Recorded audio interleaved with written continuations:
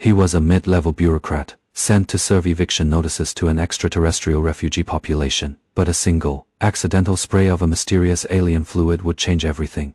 His DNA began to rewrite itself, his body twisting into something new, something alien. Suddenly, he wasn't just a man anymore. He was the key, the only being on Earth, a hybrid of human and alien, who could operate the most powerful weapons in the universe. He became the world's most valuable asset, and its most hunted fugitive, a living scientific marvel to be dissected, and a monster to be destroyed. This is the story of how one man became the last hope for an entire species, by losing his own humanity.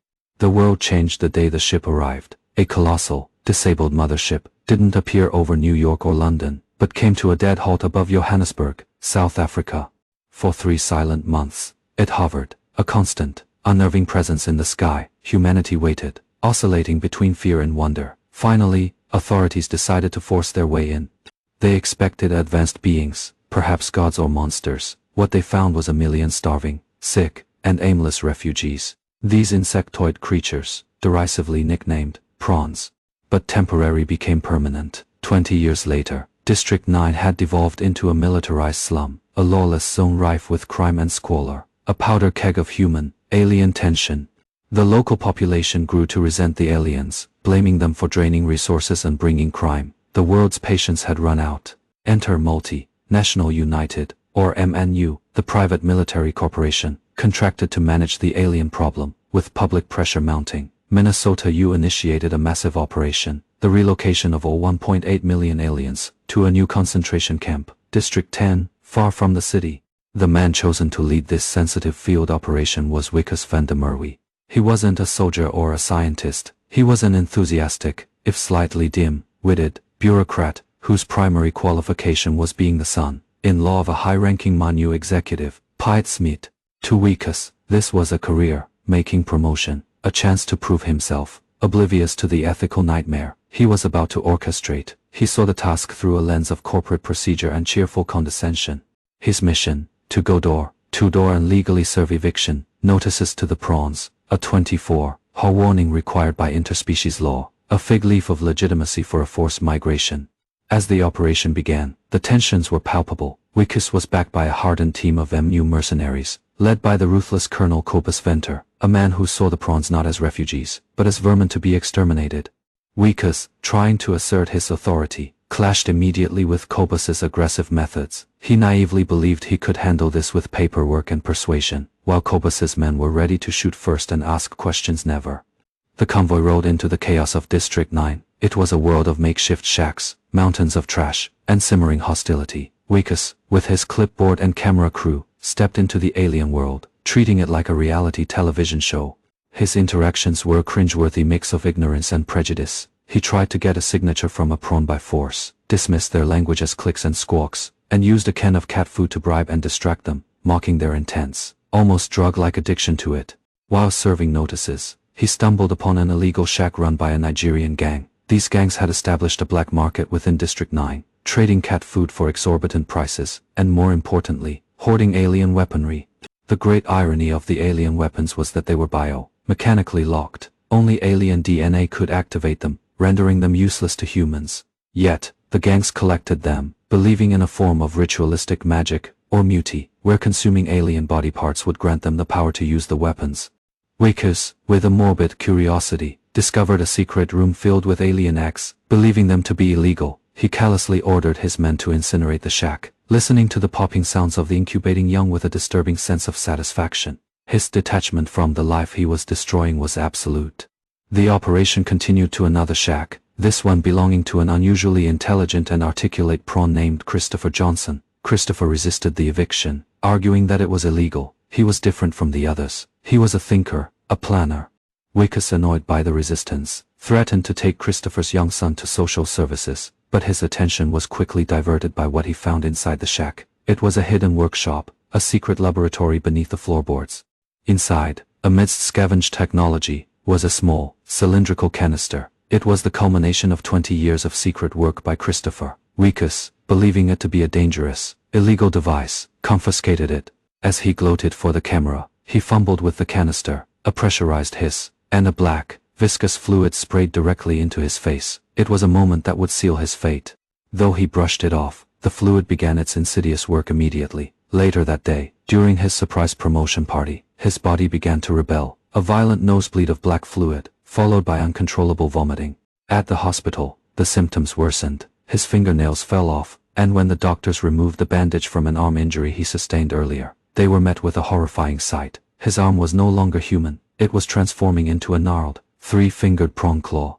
Panic erupted. The hospital was put on lockdown. MAN forces descended, not to help, but to secure their asset. They dragged the terrified Wikus from his bed, ignoring the desperate pleas of his wife, Tania. Wikus awoke in a MANU bio lab, a prisoner. The canister of fluid was found in his jacket. His father-in-law, Piet Smith, and the MANU scientists realized what they had stumbled upon. Wikus's body was rewriting its own DNA, creating a perfect human-alien hybrid. He was no longer a person to them. He was a key, a biological miracle worth trillions. He was the living solution to activating the alien weaponry they had coveted for 2 decades. They strapped him to a chair in a grotesque firing range, surrounded by hanging animal carcasses. They forced one alien weapon after another into his mutating hand. He pleaded, horrified, but they were relentless. With each pull of the trigger, the weapons roared to life. A concussive blast obliterated a pig carcass. A bioweapon melted another into green goo. He could make them work. The scientists and executives watched with glee, their breakthrough finally at hand. But when they brought in a live prawn as a target, something in Wikus snapped. He refused to fire, screaming that they couldn't experiment on a living being. It was the first flicker of empathy, born from his own dehumanizing ordeal. His pleas were ignored. The tests were a success. Piet Smith, his own father-in-law, gave the final, chilling order to harvest Wikus. They would dissect him piece by piece to replicate the effect, starting with his heart. As the bones saw word to life above his chest, primal fear gave Wikus inhuman strength. He broke his restraints, fought off the doctors, and in a desperate, bloody scramble, escaped the lab. He was now a fugitive in his own city, but MU moved quickly to control the narrative. They launched a massive media smear campaign, painting Wikus as a deranged man, who had contracted a contagious, alien sexually transmitted disease from fraternizing with the prawns. His face was everywhere, a pariah hunted by the very organization he had so loyally served. Abandoned by his friends, his family, and his wife, who was fed lies by her father, Wikus had nowhere to go. There was only one place on Earth. No one would think to look for him, a place he now belonged more than ever, District 9. Hiding, in the squalor, his transformation accelerated, his teeth fell out, his body ached, and his hunger drove him to eat the same cat food he once used to mock the aliens. In a moment of despair, he tried to call his wife, Tania, promising he could fix this, but the call was being traced. His last connection to his old life was a trap. With MU forces closing in, he fled, finally collapsing from exhaustion and blood loss inside a familiar shack. He had stumbled back into the home of Christopher Johnson. Christopher recognized the effect of the fluid on Wikus immediately. He revealed his secret. The fluid was fuel. It was the key to powering the hidden command module buried beneath his shack, a small ship capable of reaching the mothership. Christopher offered Wikus a deal. On the mothership were medical machines that could reverse the transformation, making Wikus human again. In exchange, Wikus had to help him retrieve the confiscated canister of fuel from deep within MU headquarters. For Wikus, it was an impossible choice. He was terrified of MNU, but even more terrified of becoming a prawn forever. The hope of a cure, of getting his life back, was the only thing he had left. The unlikely duo, a disgraced human and an alien scientist, formed a pact. But they needed weapons. Wikus, remembering the Nigerian gang's illegal arsenal, led Christopher to their leader. He planned to buy the weapons, but the gangster, Obasanjo, had other ideas. He had seen the news reports and believed Wikus held the power he craved. Obasanjo's men captured Wikus, intent on chopping off his alien arm and eating it to absorb its power. As the blade came down, Christopher intervened. He grabbed a weapon and with Wikus's alien hand on the trigger, they fought their way out, armed for their assault on MU.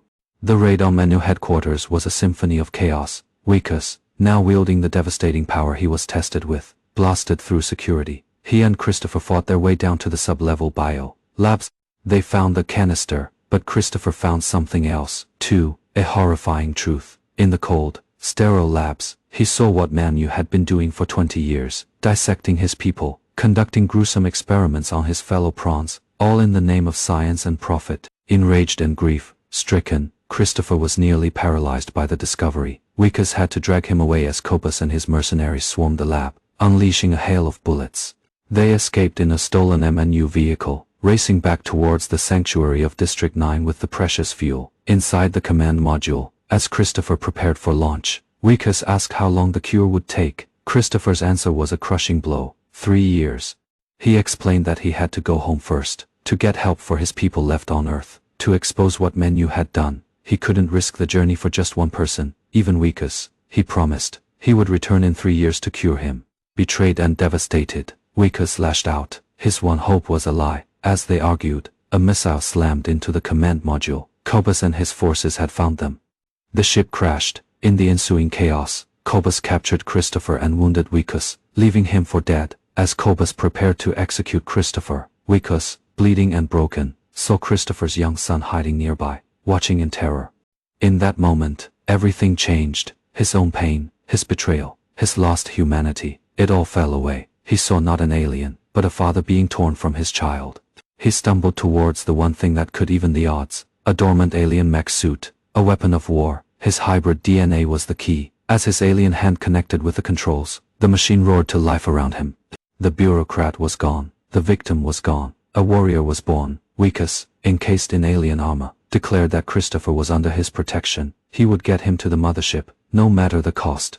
What followed was a brutal, desperate battle through the junkyards of District 9. Wikus, in the mech, provided cover for Christopher, who ran towards the mothership's tractor beam, shielding himself with a piece of scrap metal. Cobus and his heavily armed forces threw everything they had at the mech. Bullets ricocheted, missiles exploded, and the suit took heavy damage. The Nigerian gang, led by Obasanjo, who now wielded a mech of his own, also entered the fray, creating a three-way war. Wikus fought with a ferocity he never knew he possessed, using the mech's gravity gun to launch pigs, cars, and anything else he could find at his enemies. He was buying time, one precious second at a time. The suit's power began to fail. Wikus knew he couldn't make it. In a final act of self-sacrifice, he told Christopher to go on without him. "I'll hold them off," he said, accepting his fate. Christopher made his promise one last time. 3 years, he would return. He then made a desperate final dash, ascending into the light of the mothership just as Wikus's mech was finally overwhelmed.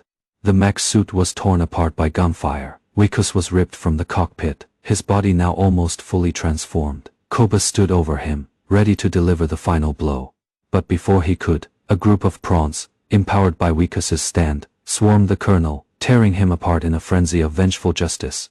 High above, the great mothership, silent for 2 decades, rumbled to life. With Christopher at the helm, it began its long journey home, leaving Earth and its million forgotten refugees behind.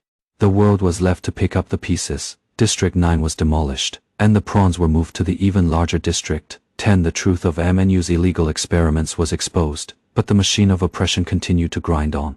And Wikus, he was gone. The man he was, vanished. In his place was a creature of the junkyard, a prawn among prawns. His wife Tanya held onto a small metal flower left on her doorstep, a piece of trash to some, but to her, a sign that somewhere, the man she loved was still trying to find his way back. He waits, sculpting gifts from scrap, looking to the sky, holding onto a promise. 3 years, a lifetime for a man, an eternity for a monster, and a flicker of hope in the heart of District 10.